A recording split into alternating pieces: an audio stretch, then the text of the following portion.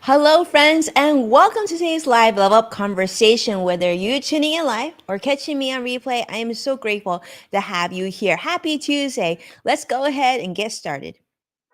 Welcome to Level Up with Winnie Sun.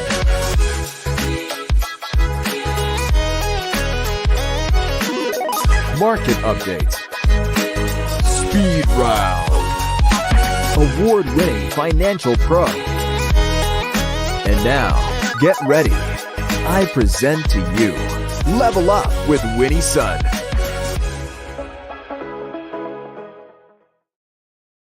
Hi, friends. I'm your host, Winnie Sun. I'm so grateful to be spending this time with you. You may have seen me.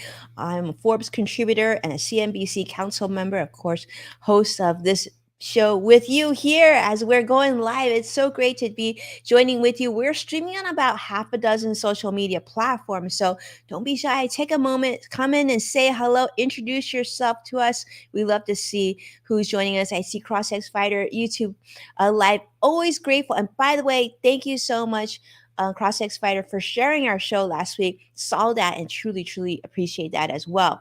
Now, let's start with how the market's doing currently. I actually am happy to share this news because positive across the board. We got green. And so the Dow is currently up almost 180 points right now. Nasdaq's up 87 points and the S&P 500 also up 25 points. Let's hope that continues. As you know, we've been following this pretty closely. The Israel-Hamas conflict impact is definitely putting pressure here on Wall Street. Geopolitical risks are never a good thing for those who are involved, but also it creates financial pressures globally because people are very concerned about the greater impact that it'll have on the global economy. So on Friday, we did report stronger than expected September payrolls. That was good. And of course, very positive third quarter earnings contributed to the market's overall pretty positive sentiment. Now, if you haven't been watching it that closely, that's probably not a bad thing. In fact, most of the time it's proven that you want to go ahead and buy and hold as long as you have a nice diversified portfolio, right? So we know that. But of course, investors are watching and continue to watch about inflation. We know things have gotten a lot more expensive the last few years, and they don't seem like they're going down anytime soon. If they go down, it's like by a smidge, so it doesn't make that much of a difference. But we're going to be waiting for some data this week. Tomorrow, we're supposed to have some inflation data, and of course, the next day, Thursday, we're supposed to have some data from the producer price index, and that'll kind of give us a feel of whether or not inflation is making any progress. But I would just say this: like, don't expect big changes, but sometimes even if it's a little bit of good news, you'll see that impacted in the financial market. So hopefully that is the case. But the war and the conflict that's happening is, as you know, it's been the deadliest conflict that in over 50 years. So significant death toll, a lot of casualties, a lot of innocent lives being lost. It's really sad if you've been following the news on what's happening over there in Israel as well. So let's also segue over to some news that I wanted to share with you that I don't know if it's been on your radar, but I think it's really fascinating. We try to look forward and see different trends and also pay attention to new technology and what life will be in the future. Now, this is something that Greg and I touch upon on our show that's on Fridays called In the Loop. And I'm sure I'm going to get Greg's input on this, but this one, I think, for many of you is something that is going to be positive news. And this is, a bridge on AI. We've talked about AI for many shows already, and we're going to continue to do so because there's a lot of AI. I think we would agree, although some areas they're pretty advanced, like ChatGPT and different elements for corporate businesses. Well, there's a lot of technology that's already evolving in different industries. But this is one that I think can impact all of us. I hope it positively impacts all of us. And this is coming from Microsoft. And also, I'm going to talk about Google in just a second, too. Microsoft is announcing new data and AI products for the healthcare organizations. In fact, as you know, the healthcare industry generates over 30% of global data. Huge. But it remains really in a very fragmented storage. In fact, It wasn't that long ago. I remember going to a doctor's office, a primary care physician, and literally they still had filing cabinets of files, like one by one with like sticker tabs and everything else. And then some, my dentist's office, of course, more of it's technology based. But I think you and I would agree they still have a lot of ways to go. Now, some hospitals and medical institutions have done a great job, right? Like certain, like my mom loves to go to her medical facility because she says it doesn't matter where she goes there, she has her app, she can download her medical records, and she doesn't have to give her data new as long as she stays within one medical organization. Well, these new tools in Microsoft Fabric are going to standardize data from various sources, and they say they're going to streamline access. These tools are designed to eliminate those time consuming process of searching through many, many data sources. They're calling it Microsoft Fabric for healthcare. So this is already being tried now at major medical organizations such as Northwestern Medicine, and is currently in preview. But these tools have what they say is the potential to improve your experience as a patient, improve care that you receive, patient flow, and also the broader population and health management. What I'm excited to see is how they collect this data, how they improve things, and perhaps they can figure out solutions or processes that work, and they can share it with people all over the world more quickly.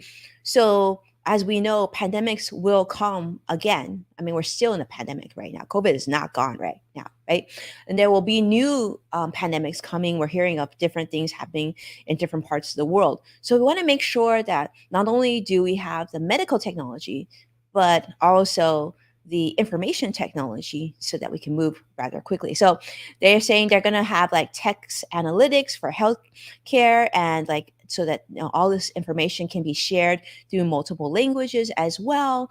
And these tools are aimed to provide medical professionals with just better patient histories, simplify complex reports, and also be able to identify errors very quickly in reported care as well. So we'll see how that goes, but we're excited to see that Microsoft is working on this. It does take, right, a lot of technology expertise with engineers, and let's not kid ourselves. Money helps us. Well, talking about money, let's talk about another company that is all in as well, and that is Google.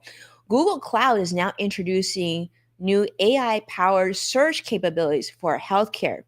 Now, this will be cool. You know how, like, I know sometimes when you're sick or someone in your family is sick, you might go on Google and just search what, go to WebMD and try to find information. It's still rather fragmented. But think about that fragment translating to for doctors and medical professionals that need that data like instantly, right? They have someone that they need to take care of right away, and they don't have time to be surfing on the internet for like 2 hours at a time. So Google Cloud is introducing this new technology that will give them a fuller picture of patient care all through AI powered tools.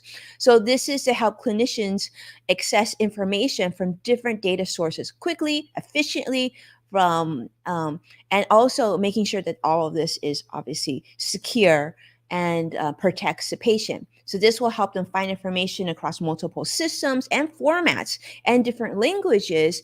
And this feature will be in not only health but life science organizations as well through their Google's Vertex AI search platform. So Google's goal here is to save, once again, healthcare workers valuable time and enhance their ability to accurate clinical information. You see that sort of correlation here. Everyone's trying to speed over time, but making sure that the information is accurate. Because if you've been following the news, I've been seeing this financial news, there's been sort of a crisis now. A lot of young people aren't excited about joining the medical industry. A lot of young people aren't excited about joining the accounting tax industry as well. And these industries are very data heavy, right? So if we can help make their jobs more efficient and more accurate, this may be able to just keep up with the demand that people still need for medical care, for tax services, and everything else. So I'm seeing this sort of technology also trickle into our industry, the financial industry.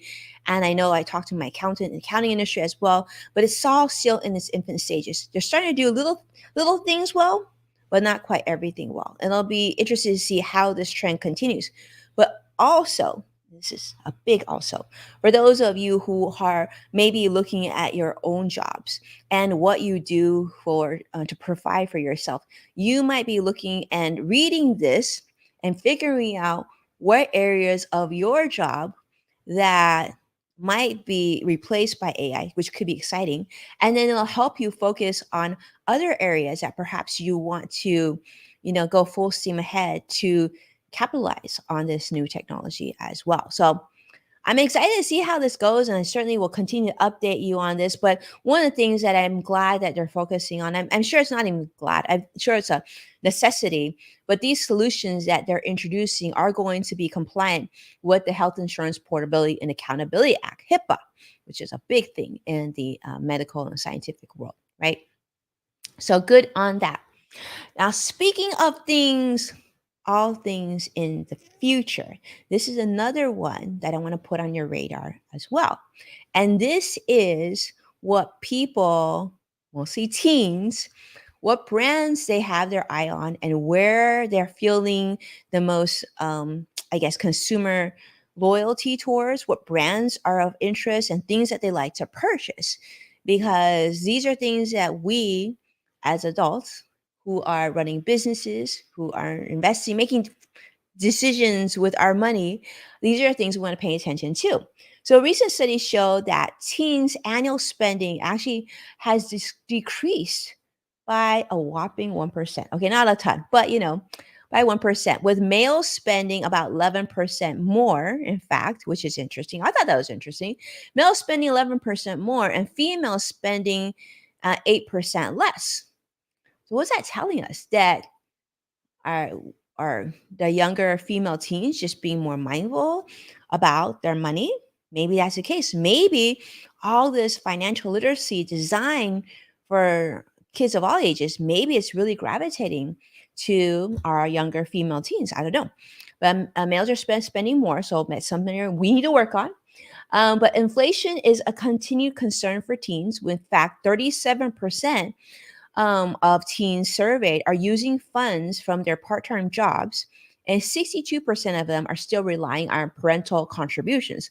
So they definitely see how much things cost, and they're having these discussions online on places like TikTok and everywhere else, thinking about how hard it is to earn money and how easy it is to spend money and where that money should go. Now, this is probably not a huge surprise, but it was somewhat of a surprise to me because you know how sometimes they say, brands change and consumer preferences change. Well, this one doesn't seem like it changed that much. Nike remains the favorite brand for both genders, male and female teens, for both apparel and footwear. And clothing spending has decreased by 4% per year for these teens. But after Nike, these are the brands that they really like. American Eagle is the next one. And then Lululemon are second and third, which I thought it was interesting because Lululemon, I've always thought to be quite an expensive brand, but not that Nike is that much less expensive. If you've been to a Nike store recently, I mean, some of those price tags are pretty shocking. But Lululemon has always been sort of a luxury high end brand, but now it's actually third place for teens, which could be because they've been exposed to it because their parents really like the quality of Lululemon. I don't know. But they're certainly spending less on footwear. This is interesting. Down 3%, about $305 per year less on footwear. But online shopping preferences, guess where they like to shop? This is probably not a surprise for you, but number one choice is Amazon, followed by Shine.